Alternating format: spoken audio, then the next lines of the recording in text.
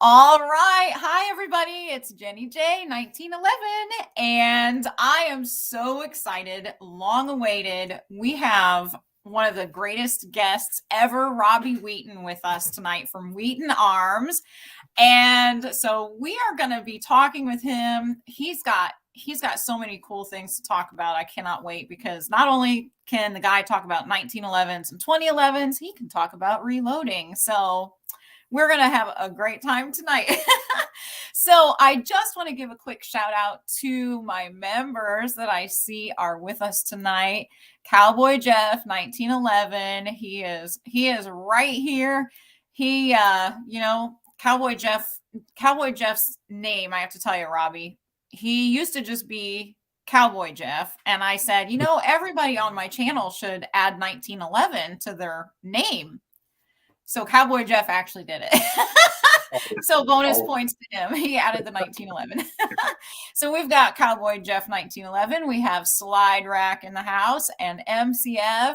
Awesome to see you, MCF. Reese is here.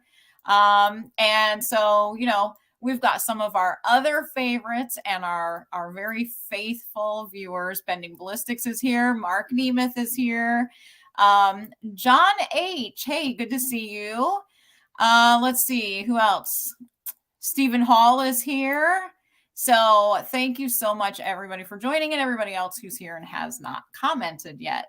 So we're going to go ahead and get started. Robbie, I don't know if you've had a chance to read any of these comments in the side chat.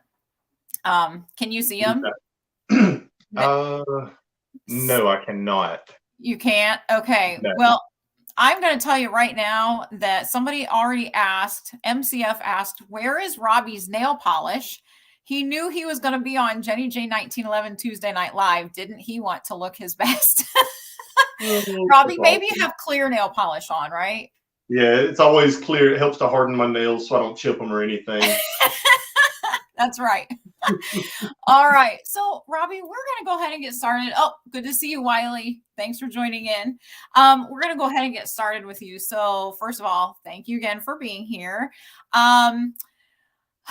Tell me, how old were you when you got into guns, and what brought you into it? Were you born into it? Was it something that you happened into later in life? Tell us your journey. First off, thanks for having me on the show tonight. I really appreciate it. And it's good to get to talk with some different people. It's a little separate from my normal audience, so I'm enjoying this. But I really didn't. We had a couple of guns in the house when I was little, but it wasn't something that I was like brought up with guns. It was something that literally, as far back as I can remember, I've always wanted. I've always been passionate about. I remember when I was a little kid. We get the JCPenney Fall and Winter catalog, and the first thing that I would go to, for those of you that are old enough to remember that, the first thing that I would go to is the gun section in there. And I would mark off the ones that I wanted every year, and every year I didn't get them. And, it wasn't until I was about 7 or 8 years old, excuse me, that I was about 7 or 8 years old that I got my first BB gun. And it really just progressed from there. But yeah, it's something that I've always been interested in. It's something that I have always enjoyed, something I've always been very passionate about. And it was something that I was able to turn from a passion and a hobby eventually into my profession now. Yeah, that is incredible. Honestly, I think every single person in this side chat probably envies you just a little bit for being able to turn that into a profession, because I think I had a professor in college that said, find a career doing something that you would do for free. Yep. And honestly, you're probably pretty much doing that. You're doing the things that you're so passionate about and you have so much fun doing. So you're exactly right. Yep.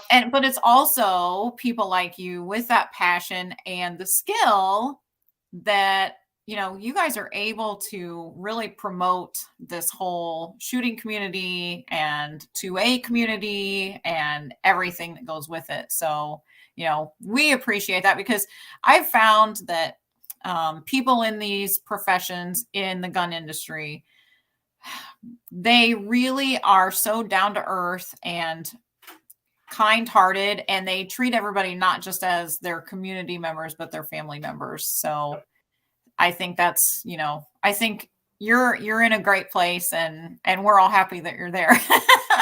I think you couldn't be more right. The vast majority of the people in the industry, they love talking to people. They love talking to people about something they're passionate about, that they're both passionate about, and Yeah. sharing their knowledge with other people. It's my little guy. He races, and it's a complete polar opposite from the firearms industry. Everyone in the racing community they're very closed mouth. They don't talk about things. They don't talk about what they do. Where the firearms industry is just the opposite. They're embracing, they're welcoming, they want to bring new people in, they want to expose new people to the sport, they want to expose new people to firearms, from shooting to gun safety, everything about it, and get more people involved in the firearms community. Yeah, absolutely. And I even hear about like when people try a USPSA match for the first time, for example. If they don't have what they need for the competition, somebody's going to say, here, try mine, use this. And people are just so generous and, always have open arms because they want the community to grow. They realize that growth is what's going to help solidify this and keep it around for a long time. That's right. And you couldn't be more right about that. When I first started in the competitive shooting sports, USPSA was the first shooting sport that I got involved in. And it was exactly that. I found a local match, went to the local match, didn't have half of the stuff that I needed. Not enough magazines, not enough magazine pouches. And there were guys there at the match. They're like, here, take this, here, take this, here, take this. You'll be fine. Wow. And really just pulled me into the circle. And it was such a welcoming experience that I'm still involved in the shooting sports today, not to the level that I used to be, but more from a back end side, promotional and sponsoring side now than a competitive shooter. But I was involved in the shooting sports for well over 20 years, and I absolutely loved it. Yeah, exactly. And I have to give a little shout out because MCF just made a very, very generous donation to our channel in a super chat. So MCF, thank you so much. And he's always been amazing. He's just one of those people that is right there on top of it, encouraging everybody to join in. So thank you, MCF, so much. They made me cry a couple of weeks ago because MCF actually bought memberships for a bunch of people on my channel. And yeah, just really great, great guy. So I also have to give a little shout out to Scott Parker. Scott Parker, good to see you. So my technical supervisor, also known as my husband, he is off to the side and he's usually writing little note cards for me because I can't keep up with my chat box sometimes. And so he just wrote a little note card that says that his buddy Scott Parker is on. They used to rope together. And Scott Parker, it's great to see you. He said he had a J.C. Higgins 22 long rifle from Sears. Scott Parker also plays Santa Claus at Christmas time. Just a little fun fact. So just got to give a little shout out there. So Scott, thank you so much for joining us tonight. So Robbie, I can't stand it anymore. I have to know, how do you feel about 1911s? Well, the 1911 was without a doubt my first love when it came to handguns. The whole time I was growing up, it was the first handgun. As soon as I turned 21, it was the first handgun that I bought, and probably one of the worst handguns I've ever bought. Yeah, that's not good. And I'm sure there's a lot of people out there that have been down that same road. You buy one and it doesn't run, or it's not accurate. It's got all kind of problems. And but that was my first handgun that I bought was a 1911, and that was really the handgun that got me started into gunsmithing and building custom guns, because I couldn't buy what I wanted to be able to shoot competitively that was accurate and that was reliable and that would get me through an entire match without any problems. So I started building my own. And, I've always been pretty mechanically inclined and, got a pretty extensive background in machining, mills and lathes and everything. So I understood how all of that worked from racing when I was younger and building racing engines. And I was able to take all of that and move it over into the handgun world and started building my own 1911s. And they worked really well, ran really well. Then I started building guns for my buddies because everything worked. And then I started building guns for their friends and their friends. And that's really what turned my hobby into my profession was my first experience with 1911s and how a lot of them, especially the first one that I got, was completely unreliable. Yeah. Well, and it's funny that you say that because I don't know if you know Weber Tactical or not. I do.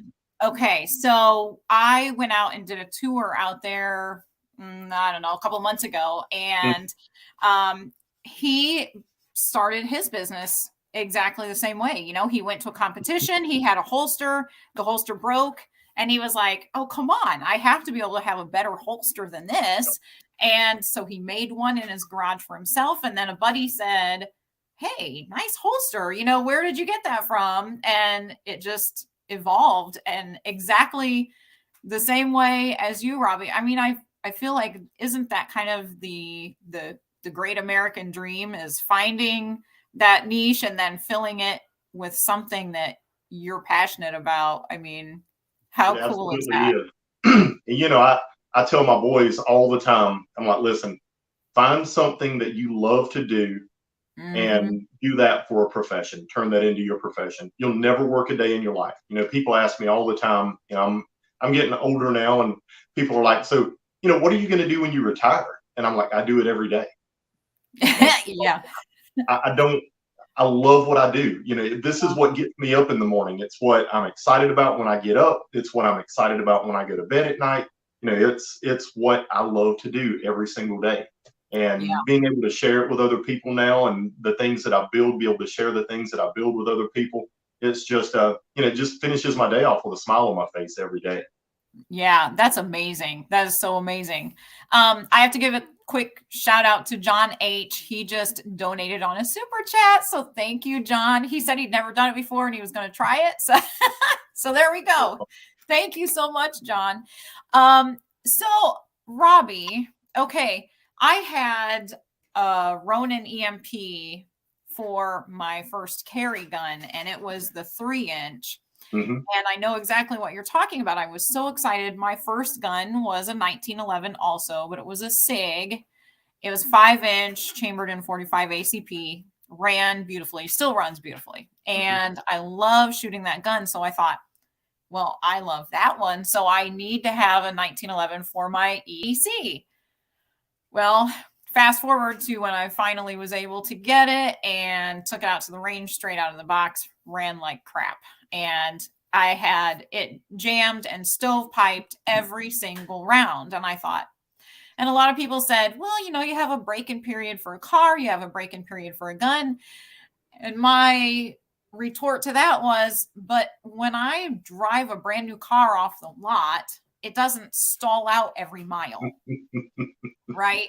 And so I was like, I could send it back to Springfield Armory, let them work on it, see if they could fix it. We tried everything. We tried cleaning and, scraping factory gunk off and everything. I mean, it was just, it was never reliable. So finally traded that in for the Hellcat Pro. You like my segue there, Robbie? Nice. So I have to tell all of you in Viewerland that one of the videos I watched of Robbie, and if you have not checked out Robbie's YouTube channel, Robbie, where can they find you on YouTube? You can find me under Robbie Wheaton or Wheaton Arms, either one. Perfect. And so I encourage you all to go there because he's got some really, really great videos. One video that he has was he did a review of the Hellcat Pro, and I said, hey, he likes the Hellcat Pro. That's my EDC now, Robbie. So I also like the Hellcat Pro. So tell me, what did you like about the Hellcat Pro? Well, let's go back a little bit before we jump into the Hellcat Pro and Okay. talk about the Hellcat a little bit. All right, Uh, rewind. yeah, just a little bit, just a little Yeah. bit. So we got a Hellcat a few months ago, and I took the Hellcat out and shot it, and I absolutely hated it. Hmm. Nothing about the gun that I liked. It didn't fit my hand well. The recoil spring was very stiff on it. The recoil impulse itself was very harsh. It had a ton of muzzle rise. It had a ton of snap. It was difficult to shoot the pistol fast and accurately, Yeah. especially with follow-up shots. So I ended up, I disliked the gun so much that I didn't even do a review on it. Just kind of put it to the side. I'm like, you know what? I'm, I hate to go on, I hate to just bash a product because of personal preference, because I absolutely despise it. And there's sometimes that I would rather just put it to the side and not do anything with it than to actually do a review on something that I personally don't like. Um, so fast forward now, we get the Hellcat Pro. So I've already got a bias against the Hellcat at this point. We get the Hellcat Pro. I take the Hellcat Pro out to the range, and first round out of the gun, I was like, hey, I like this. Yeah, quick little mag dump, burn through a couple of magazines with it. It's accurate, it's reliable, it's got a good trigger. I love the sights on the pistol, the iron sights with the U-notch and the big fiber optic front. It's great, a Hmm. great sight setup for a carry gun. The stippling was aggressive without being overly aggressive and chewing your hands up. I mean, everything about the gun was the complete polar opposite of the original Hellcat that I shot. And I was Yep. like, I really like this gun. It really impressed me. And as far as like the micro compacts, I think the 365 is one of my favorites, Hmm. uh, especially once they got all of their issues and everything straightened out with it, with the strikers breaking and all in the gun. It's a very soft shooting micro compact pistol. It's Yeah. small for me because I've got big hands. And then when they came out with the Hellcat Pro, I'm like, this fits my hand. I mean, it checked all the boxes, literally all the boxes. Loved the Yep. way that it shot, loved everything about it. We're probably pushing 2,000 rounds through the gun right now. We've had zero malfunctions with it, and we've shot a ton of different kinds of ammo, from 115 FMJs, 124s, 125s, 147s, some of the 150 grain full metal jacket stuff from Fiocchi, the subsonic stuff. It eats everything that we feed it. Yeah, absolutely. And it's funny because my husband and I had gone out to the range and we shot the Hellcat as well. Mm-hmm. And I mean, I don't know, we ran maybe 40 rounds, 50 rounds through it, and we were like, ugh, it didn't do anything for us. And my Mm-hmm. husband has much bigger hands than me, so finding a gun for both of us, we were like, well, it didn't fit his hands, didn't feel good in my hands. We didn't like how it shot. It was snappier than I felt like it should be, Yep. just all kinds of things. And, I wouldn't say that mechanically there was anything wrong with it. Right. It just, it just wasn't good for us, And so when the Hellcat Pro came out, we were like, it's just another Hellcat. But I read, just like a lot of the specs on it and everything. And I thought, well, I was looking to replace my Ronin EMP at that point. And so I said, well, we'll go try it out.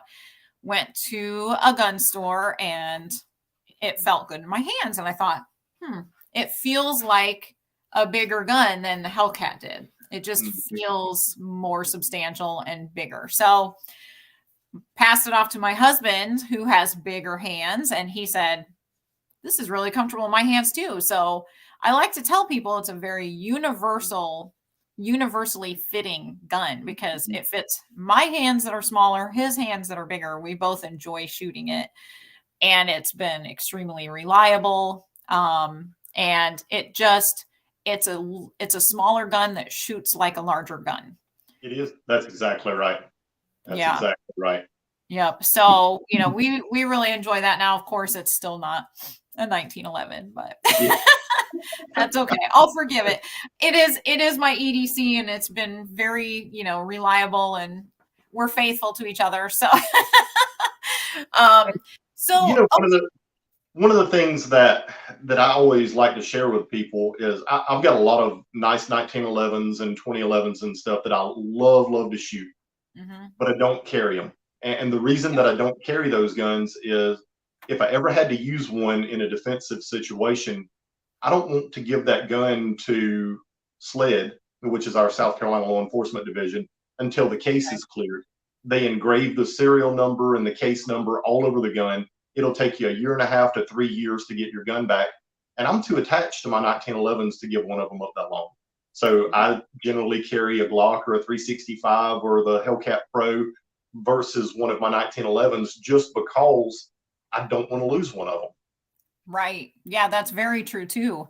MCF, now I warned you about MCF. He just gifted 20 memberships to the people in the chats. So guys, if you have something that pops up that I forget what it says, the wording exactly, but you'll have a little pop-up that says, do you want to accept this gift? You go ahead and click yes, because MCF is donating 20 memberships to you guys for whoever grabs them. So, and also, hello, JW. I see that you say it's your first live, so thank you for joining us. So Robbie, what do you generally try to do when you're building a 1911? What do you generally try to make sure that you implement to make it a great gun? So a few things, if I'm starting with like a base gun, like a Springfield Armory, for an example, if I'm starting with a base Springfield Armory, the first thing that I replace in the gun is the fire control group. It'll get a new hammer, a new sear, a new disconnector, a new trigger, new sear spring, main spring, and firing pin spring, and then an extended firing pin. That is with any 1911, that is the first thing that I replace in that gun. The majority of your 1911s that are on the market, especially your production and your semi-custom guns, almost all of them have MIM or metal injection molded fire control groups in them, which is it's basically powdered metal that they put into a mold, they heat it up and surface harden the material, then take it out and polish it. And that's your basic fire control group. It's really good from a manufacturing standpoint because they can produce a lot of parts very cheaply. The downside to those parts are because they are just surface hardened. You can't stone them. You can't recut any of the angles on the sear. You can't recut any of the angles on the hammer because you'll cut through that surface hardness and then you'll just have really soft metal up under it, which will wear out very quickly. So those parts, I like to replace them with bar stock tool steel parts. And my company of choice that I use and have for over 20 years is EGW. I'll get their complete fire control group for a 1911 or 2011 and just replace all of the fire control components in whatever 1911 I'm working on. But just tremendous parts. And, the lifespan, the big thing, the lifespan of those parts is tens of thousands of rounds. I've got one of these back here behind me that the fire control group's got well over 100,000 rounds on it in 40 caliber. And other than replacing the main spring and a firing pin spring about every 20,000 rounds, that's the only thing that's ever been done to that fire control group. Wow. But, yeah. That's amazing.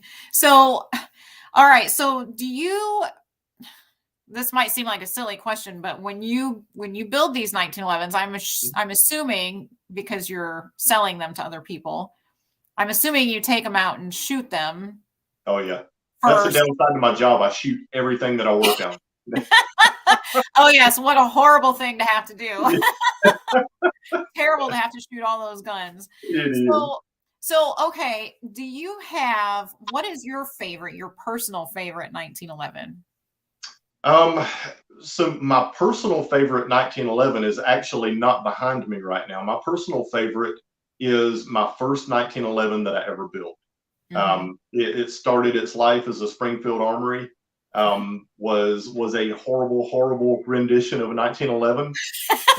And, the only thing left on the poor little pistol that's still Springfield Armory is the frame. I've replaced everything, the slide, the barrel, the whole fire control group, mainspring housing, beaver tail grip safety, the grips on it. Everything on the gun's been replaced. But that was probably my first true labor of love, was building that gun. Everything from hand checkering the front strap on it and just fitting all of the parts and truing everything up that was out of spec on the gun, and making it into what it is today. That just because I learned so much from that gun. it's still, even with all of a lot nicer 1911s and 2011s that I have now, that one is probably still my personal favorite. Wow. That's really awesome. So, okay, what about 2011s then? What do you, so you, first of all, you also build 2011s. I do. Yep. And probably over the last 20 years, I've built more 2011s than I have 1911s, just really? because of the market demand with guys through competitive shooting.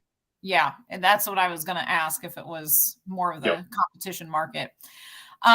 Okay, it's funny you say that. It used to be, it was more of a competition market, but with STI changing over to Staccato now, they've really brought the 2011 more mainstream than it was even 5 or 10 years ago. So you see Staccato now really pushing their 1911s more toward the concealed carry market, more toward law enforcement, both domestically as well as exporting those firearms to other countries for carry and for law enforcement.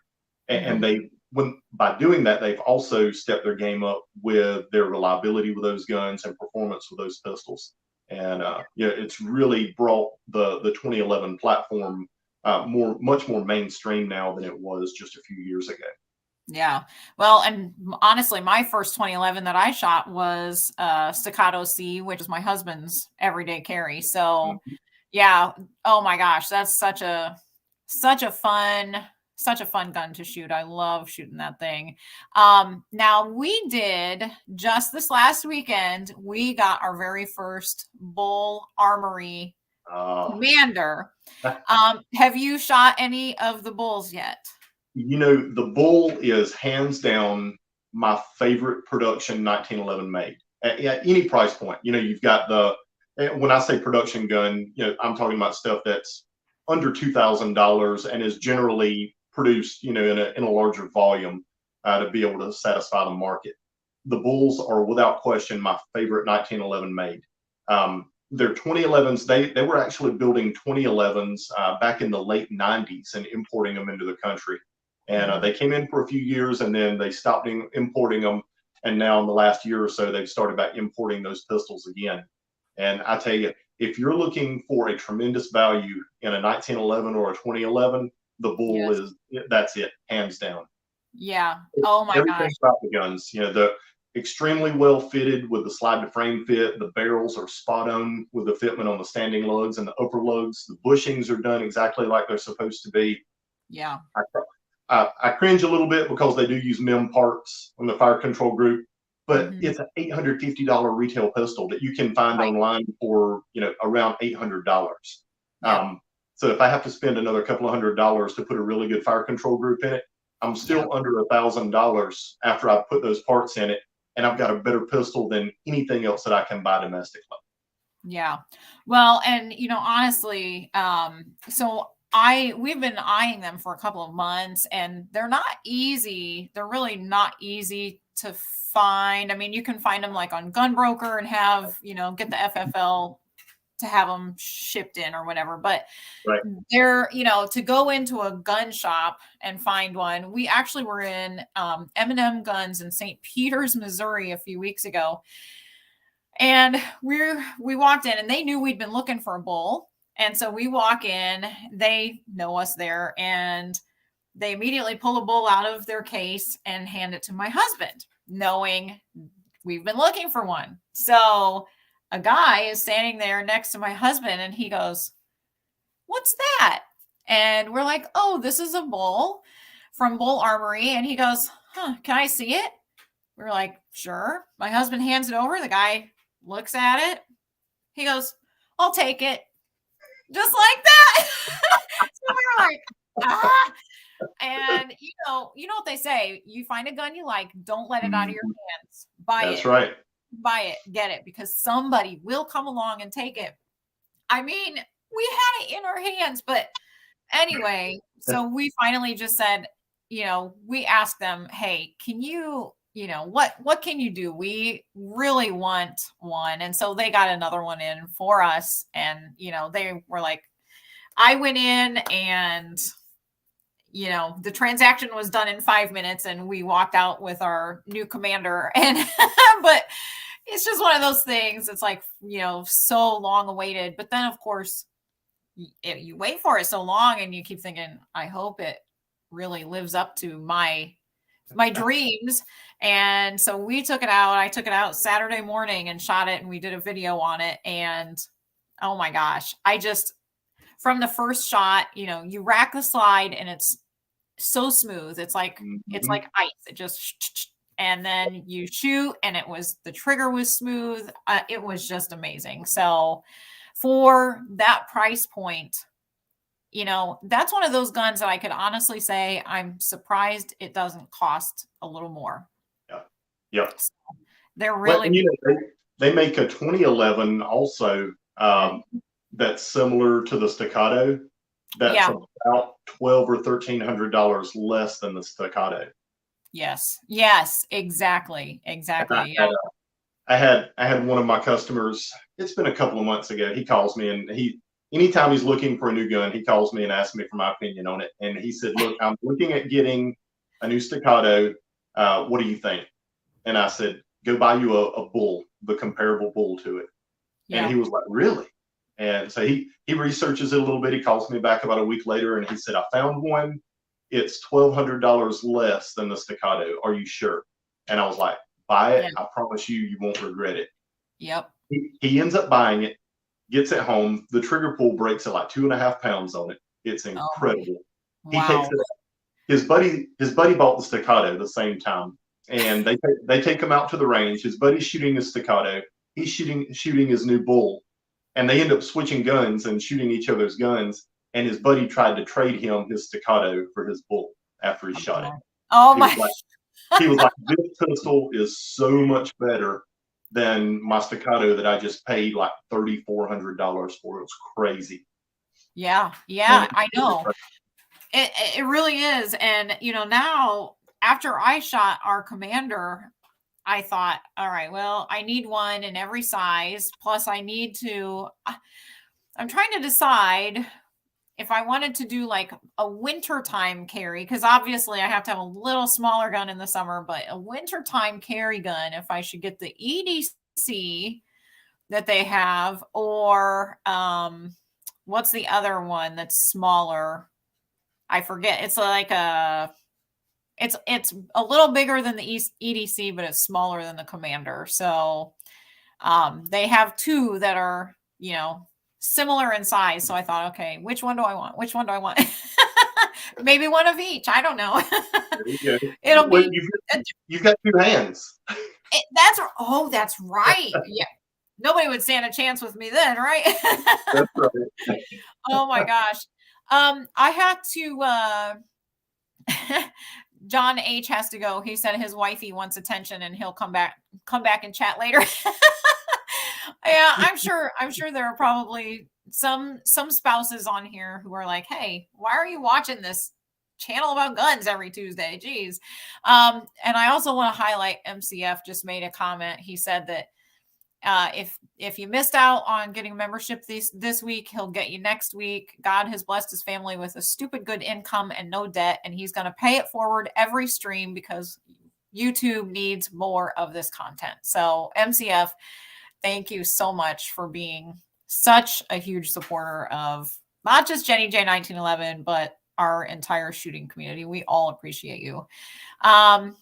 So we've got a couple other people here who have joined in, and we've got Gun Websites, who we did an interview with last week, and Big Jake. He's here. I've seen a couple other people. Keith Gregory, shout out to you. Affordable Armory, I'm not sure if I've called you out or not yet, but I do see you here. Tara Smith's Kitchen is here, so great to see you. Now I did see somebody asked a question here. I'm trying to go back up through and see if I can find it again. If you guys have a question for Robbie, make sure you throw it down in the chat box because I've probably missed it, so I'll try to hit it again the second time around. But Big Jake did ask if you can pick one 1911, which one is it that I'm picking? Well, Big Jake, I'm going to have to tell you, it's the 1911 that's in my hand. No, really, I love I am so obsessed and infatuated with our new bowl. I just cannot, I haven't had a chance to go out and shoot it since we shot it Saturday. And I don't know. I keep thinking about it. It's just like, money burns a hole in your pocket. That bowl is burning a hole in my pocket because I need to go shoot it. I want to, oh, hello, it's me. Great to see you.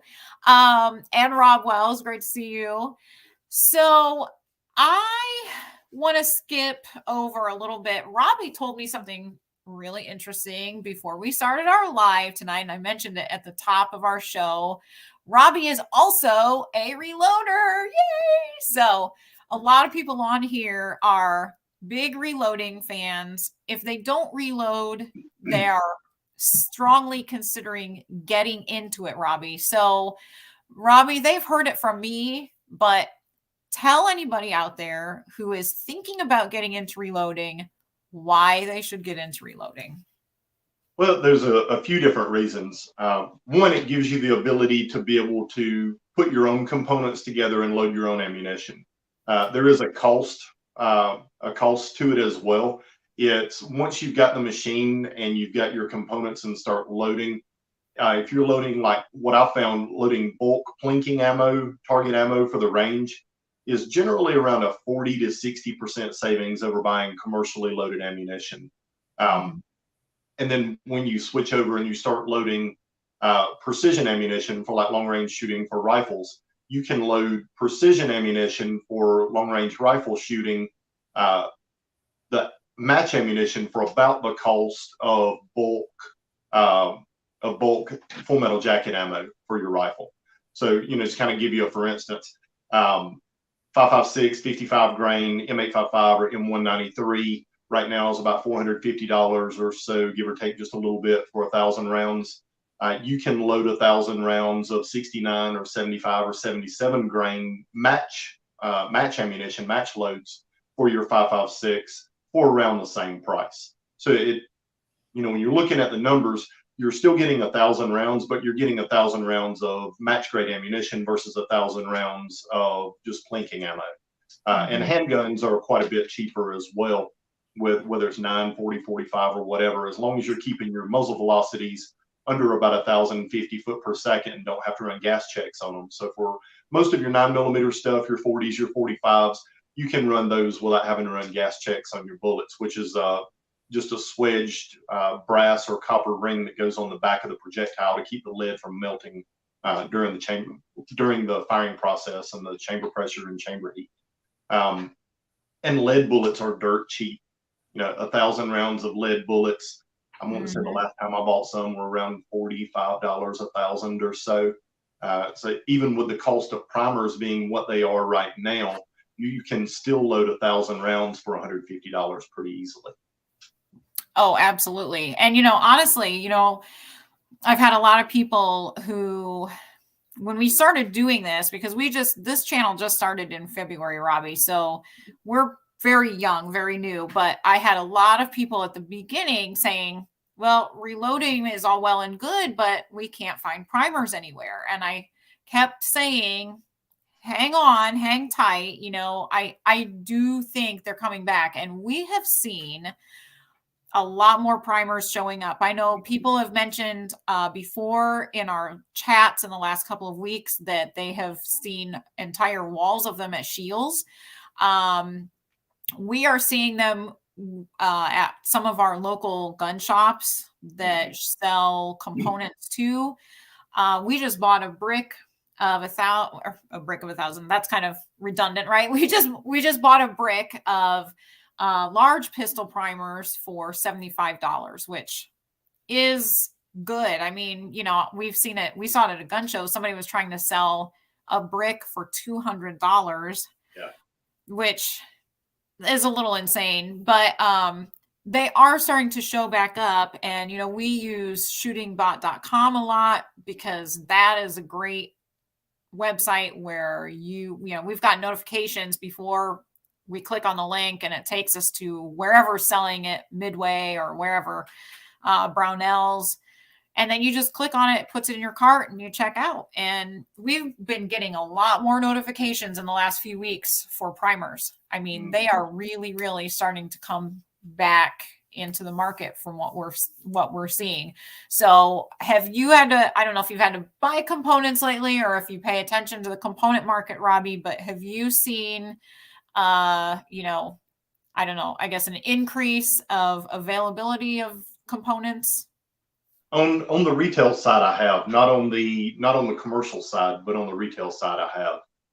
Especially with your import primers like the Gen X primers, which a lot of people aren't familiar with Gen X, but there's a lot of major ammunition companies that use Gen X in their rifle and pistol rounds that they load, like big brands. Can't name them, but when I say big brands, like H and stuff like that. But there's a lot of companies that use Gen X primers. They're tremendous primers.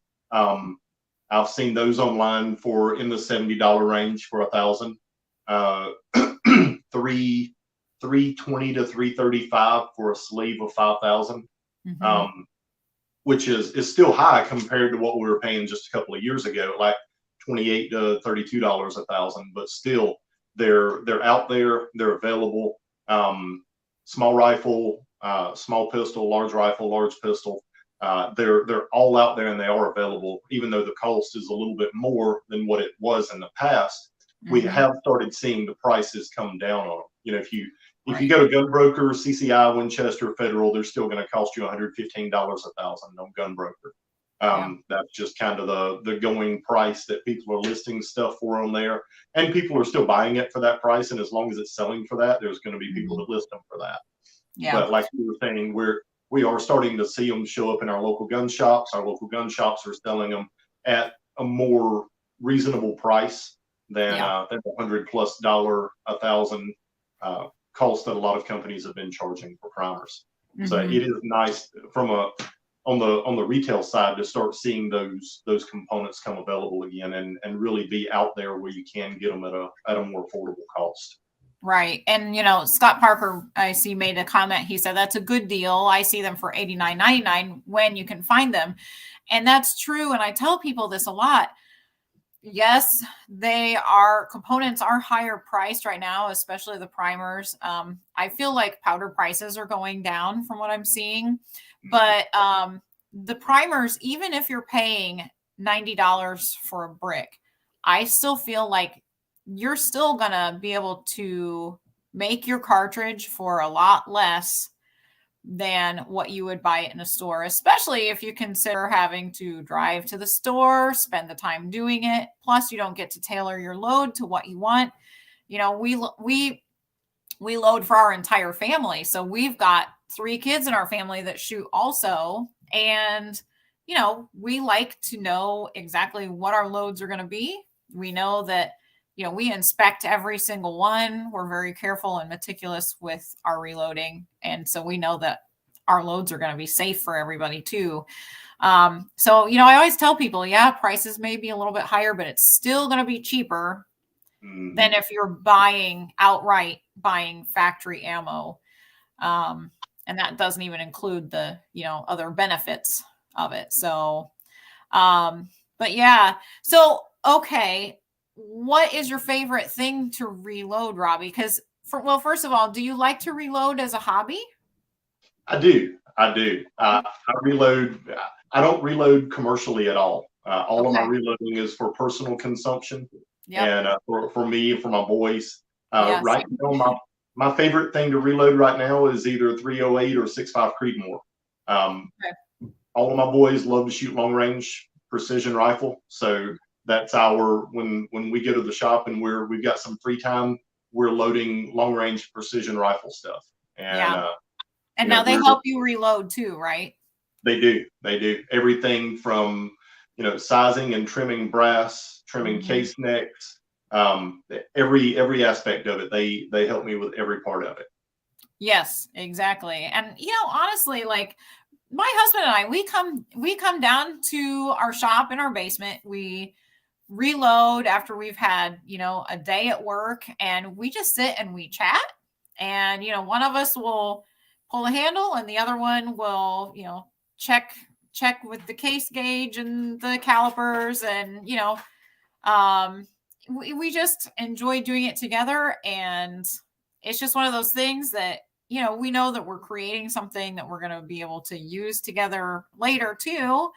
It's just a nice way to relax. It's not stressful at all. And, we enjoy that quiet time. And I think that a lot of people who reload say that they find it relaxing, kind of therapeutic, I guess, when you're just focused on that thing, and the rest of the world can kind of disappear for a while. So it's always nice to be able to do that. So, okay. So I know we talked about what presses do you like using?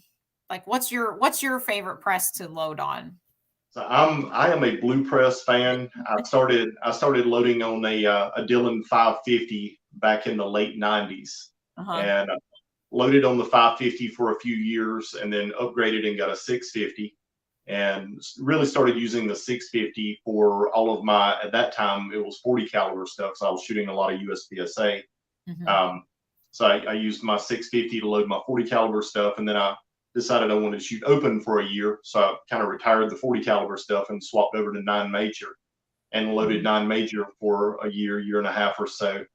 And about the time that I was like 1/10 of a percentage point or 2/10 of a percentage point away from making GM and open, and in limited, I decided that I wanted to start shooting 3-gun. It had started getting more and more popular, and there were a lot of what they call the outlaw 3-gun matches in the Southeast. So I got in on the 3-gun stuff pretty early on here in the South, and that bug bit me pretty hard. And I shot 3-gun for about 13 or 14 years. Oh wow! Almost exclusively. It'd be very seldom that I'd go to a USPSA match anymore. Once I started shooting 3-gun, and there's so much to learn with that, with the shotgun, how to load it fast and efficiently, the rifle, everything with the rifle, from shooting the rifle, building a solid shooting position, shooting offhand, and then all of your reloading components that go into it, your lighter weight cartridges, lighter weight projectiles for shooting close in stuff, anything inside of 200 yards, and then your longer range stuff, your 69s or 75s or 77 grain projectiles for shooting out to 4, 5, 6, 7, 800 yards. So, and building those loads where they're extremely accurate with a low standard deviation, and just tremendously accurate loads.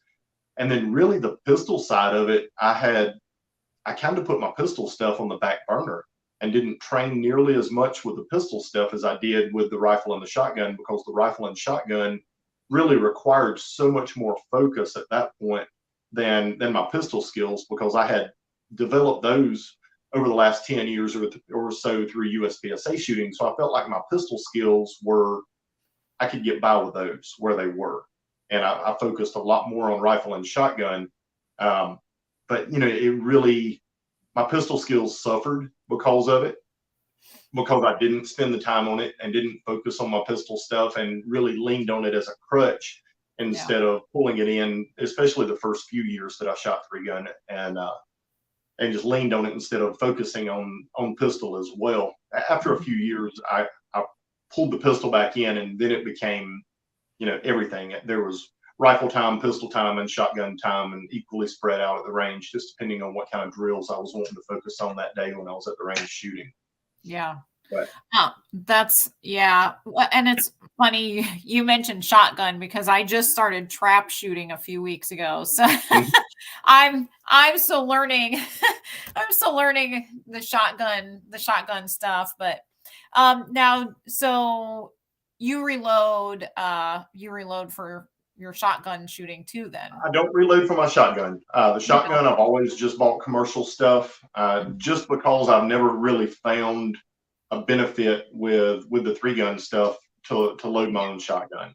Fiocchi makes great managed recoil slugs and buckshot, as well as their bird shot.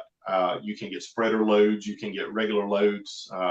6s, 7.5s, 8s, ounce and eighth, ounce and a quarter, depending on what you want to do with it.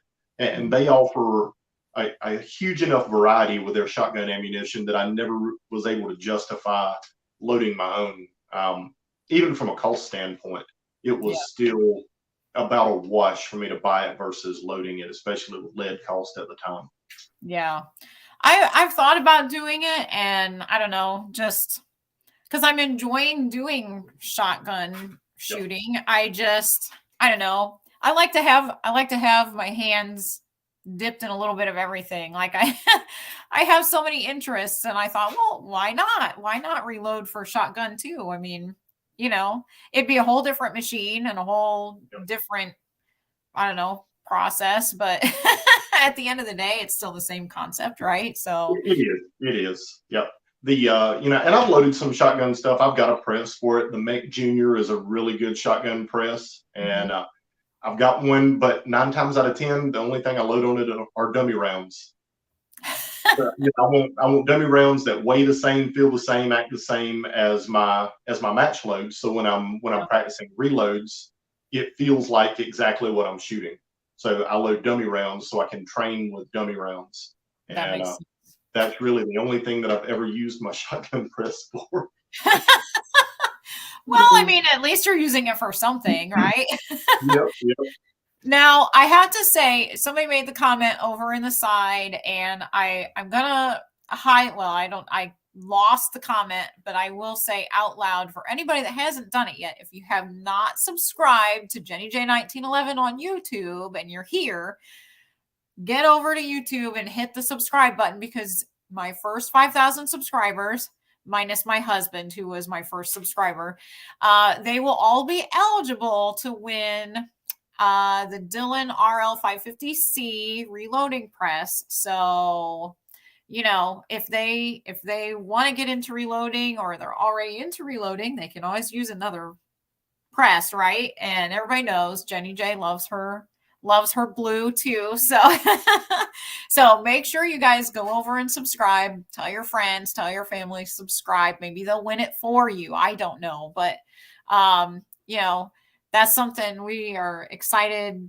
to be able to do for our subscribers, and try to bring one more person into the reloading community if we can. So, well, Robbie, our time is almost up. We've only got a few minutes left. Is there anything that you want to touch on?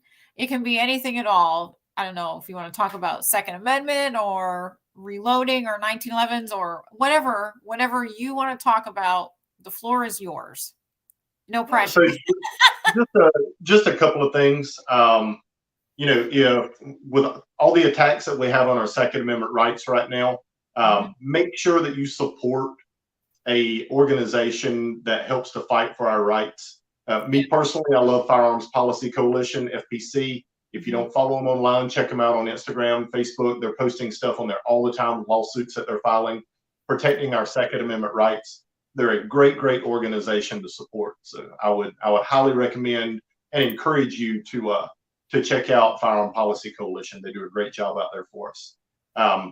Handgun wise, just a shameless plug for myself. If you haven't been to our website, check out our stuff, wheatonarms.com. We make a lot of aftermarket parts and accessories for the Glock pistols. If I do say so myself, I think we make the best trigger on the market for the Glock pistol. Amazing barrels, accurate. Check it out. You'll love some of our stuff. I tell you, I've really enjoyed myself. I am a gun guy, a teetotal gun guy. I love talking about guns. I love shooting guns. I just grabbed a couple tonight out of the safe and threw them on the wall back here behind me. Each of those have a little bit of significance to me. The one up top is one of my 3-gun AR-15s. The receiver, my wife picked it up for me for Christmas one year. She thought I needed something a little different other than some of my sponsor stuff that they used to Yeah. send me. But Now that's I a good wife. That's a good wife. that's right. That's right. And then over here there it is on this side is one of the first 1911s that I ever picked up off of a prize table at a match, and that one is a U.S. Army Marksmanship Unit Para Ordnance P1445 that they built specifically for one of the Fort Benning matches that I shot a few years ago. Oh, So wow. that one got a little bit of significance to me. Not one that I'll ever shoot. It just sits in a little display case, and I pulled it out tonight and just threw it on the wall behind me for something a little different. And Yeah. then some of my 2011s back there as well that I like to play with from time to time.